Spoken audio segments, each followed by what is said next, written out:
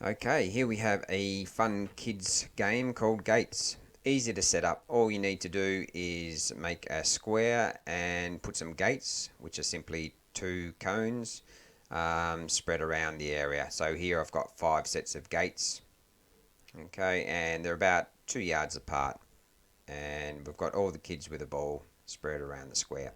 Now, the aim of this one is to dribble up to a gate, pass the ball through, run through and collect your ball, keep dribbling, go to a different gate, pass through that, pick your ball up, see how many gates you can dribble and pass through within 1 minute.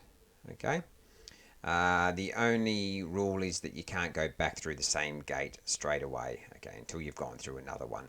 Right. Things that we want to focus on here are dribbling. So we want to work on close control. So we want lots of little tap, tap, tap. Okay, so a little dribbling, not kicking and chasing, little nice little touches on the ball. Okay, so that's the main one, and scanning the area. So we want the kids to get their heads up so that they can see where the next gates are, and so they're not running into other kids as well. Okay, now some coaches' notes here: close control, look around to avoid others, and okay, so we'll hit play so that you can see how it goes, and then we'll go through a few things as well. All right, so let's focus on this guy. A little pass and dribbling down to the next cone, passing through, go and collect the ball. Where am I off to next? Going for the middle one, waits for the red one, passes it through. Must have gone through the legs there. Coach says finish. How many goals did you get? He asked them. They're all yelling out 4, 2, 4, 5. Okay, says Jason's the winner.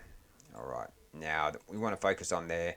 No matter how many they get, say to them, can you beat that the next time? So you go for another minute and you say, right, Mary got 3, fantastic effort. I saw that you're doing a great job. That was perfect. Let's see if you can get 4 or 5 for this next minute. Okay, and you go from there. So they're just competing against themselves. You'd rather them doing it correctly instead of going full pelt, losing control, running into other players. So I think I've got that in a couple of the notes here. So we'll just quickly run through it again. So set up 5 gates, 2 cones of the same colour, spread around in a probably medium-sized square. And ignore the spelling there, please.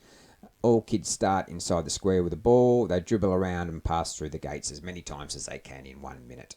They get 1 point for each pass that they make. And as I mentioned, they can't go back through the same gate until they've been through a different one. After each round, ask the kids how many gates they got. Then on the next one, see if they can beat that total. Now, a couple of progressions here.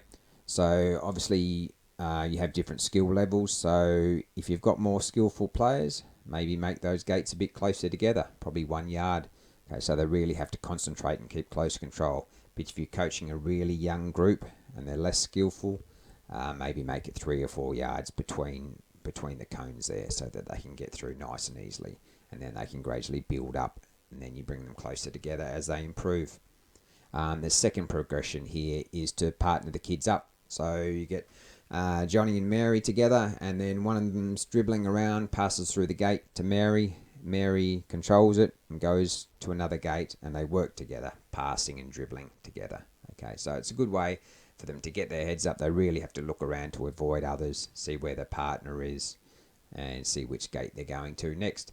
All right, I think that's all I've got for this one. Let's have a quick look. Oh, hang on, coach's notes. I did mention these earlier, but focus on close ball control. So we really want them to take lots of touches on the ball, okay, so that they can keep the ball close to them. So if it was during a game, people wouldn't be able to steal it off them. And we want to encourage the kids to get their heads up so they can see where the other players are, where the next gate is, where the touch line is. All right, it's just a good habit to get into. They won't be able to keep their heads up all the time at early ages, but you want to put that thought in their heads so that they are getting up, having a look around. And the last one that we've got down here, which you should, in every drill, this is really what we want to do, encourage them to do the drill correctly as opposed to too quickly. All right, there's no use at an early age getting through it quickly and not doing it properly. All right, you want them doing it at a comfortable level and then as they get better, they'll naturally increase their speed and everything like that. So make sure that you're really focusing on them. Encourage them. Right, fantastic effort there. That's fine. I saw that you did that perfectly. Right, this next round, let's see if we can get a little bit quicker. You go from there. And that's all we've got for gates. Thank you.